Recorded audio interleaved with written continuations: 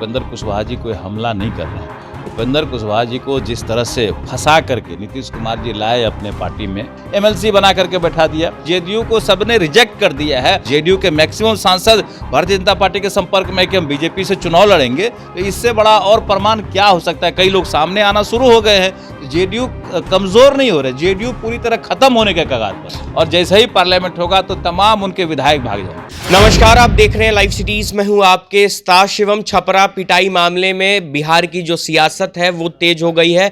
आपको बता दें कि एक पीड़ित की मौत हो चुकी है और जो दो पीड़ित हैं वो पटना के निजी अस्पताल में भर्ती हैं, और कहीं ना कहीं इस पूरे मामले को जातीय रंग भी देने की कोशिश भी की जा रही है। ऐसे में इस वक्त हमारे साथ बिहार सरकार के पूर्व मंत्री नीरज सिंह बबलू हैं, हम उनसे बात करेंगे। आपने भी उस मामले को देखा है, एक व्यक्ति की मौत हो चुकी है, दो अपनी ज़िंदगी से लड़ रहा है। किस रूप में देखते हैं कि जिस तरह से जो घटना घटी वहाँ पे? देखिए, जो घटना घटी है वो काफ़ी दुखद घटना है। इस तरह प्रतीत हो रहा है कि जो अपराधी घटना करके फिर से घूम रहे हैं, कहीं पुलिस कार्रवाई कुछ नहीं करी, तो ये प्रतीत हो रहा है कहीं ना कहीं अपराधियों को सरकार का संरक्षण प्राप्त है।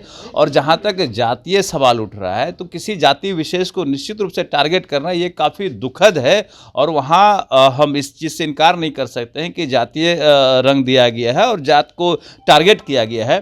तो पूर्व के सरकार में भी आप पुराना 2005 के पहले जो सरकार थी राजद की, उस समय भी यही स्थिति थी। भूरा बाल साहब को अभियान चलाया हुआ था, खास करके अग्री जाति को टारगेट किया जाता था। अभी भी जब से महागठबंधन की सरकार बनी है, तो बयान के बहाने हो या किसी और बहाने हो, मारपीट करके हो, गोली चला करके हो, तो कहीं न कहीं सवर्णों को टारगेट किया जाता है। ये काफ़ी दुखद है।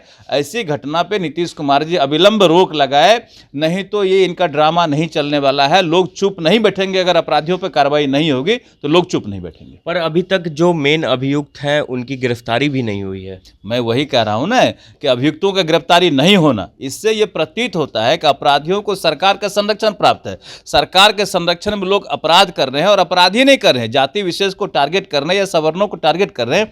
ये काफ़ी दुखद है। अभी भी हम कहते हैं, डिमांड करते हैं कि अभी भी अविलंब गिरफ्तारी करे। गिरफ्तार नहीं हो रहा, कुर्की करे, घर पे बुलडोजर चलाए, तब जाकर के लोगों को लगे कि नहीं न्याय हो रहा है। नहीं तो पूरा राज्य मान रहा है कि अपराधियों का तांडव पूरे बिहार में चल रहा है, और आने वाले समय में लोग इसका जवाब देंगे। एक सवाल है, जेडीयू संसदीय बोर्ड के अध्यक्ष हैं उपेंद्र कुशवाहा, लगातार अपनी पार्टी पर हमला कर रहे हैं। कल उन्होंने एक पत्र भी लिखा है और तमाम पुराने साथियों से उन्होंने आग्रह किया है कि वो 19 और 20 फरवरी को पटना आएँ। देखिए, मैं तो ये मानता हूँ कि उपेंद्र कुशवाहा जी कोई हमला नहीं कर रहे हैं। उपेंद्र कुशवाहा जी को जिस तरह से फंसा करके नीतीश कुमार जी लाए अपने पार्टी में, और तरह तरह का प्रलोभन दे करके लाए कि अगला मुख्यमंत्री आप ही होइएगा और हम देश का भ्रमण करेंगे, वो तो हुआ नहीं। मुख्यमंत्री की बात तो छोड़ दीजिए, मंत्री तक नहीं बनाया। मंत्री का बात छोड़ दीजिए, राज्यसभा तक नहीं भेजा, एमएलसी बना करके बैठा दिया। और उनके साथ जो हुई है वो अपना भड़ास निकाल रहे हैं। तो जो सच्चाई है वो बयां कर रहे हैं। जो राजद का डील हुआ था, राजद और जेडीयू का, वो पूछ रहे हैं कि क्या डील हुआ था। तो भाई उनका व्यक्तिगत मामला है, वो अपना सवाल जवाब कर रहे हैं, उनको जवाब मिले, अपना जेडीयू राजद जवाब दे उनको। क्या लगता है कि आपके अनुसार जेडीयू कमज़ोर हो रही है? ये हमारे अनुसार नहीं, ये जनता के अनुसार है कि जेडीयू को सबने रिजेक्ट कर दिया है। अब आरजेडी लगातार हमला कर रही है, जो गठबंधन के उनके साथी हैं वही लगातार हमला कर रहे हैं। यहाँ से एनडीए तोड़ के गए थे कि बीजेपी के लोग अपमान कर रहे हैं।